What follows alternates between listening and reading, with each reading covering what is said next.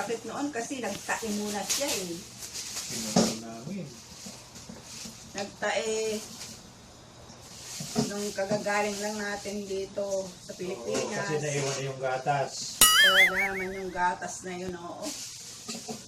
Kaninong Sugi. gatas? Naiwan sa... Yung, similac pala yung gatas mo noon. Ng bata. Kung bata ka pa. Pagkatapos, naiwan pala doon. Hindi pala naisabay. Dahil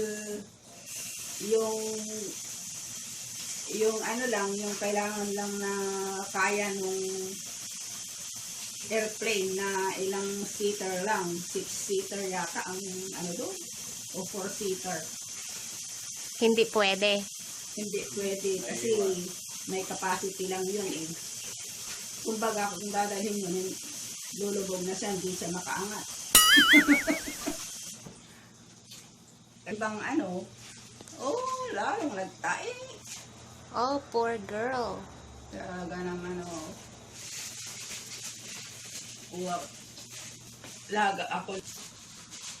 Bayabas, talbos ng bayabas. Ay ano na. Talaga naman. Parang kailan Nung lang. gumaling-galing ka naman, ayun, ditdas naman. Ay, apo.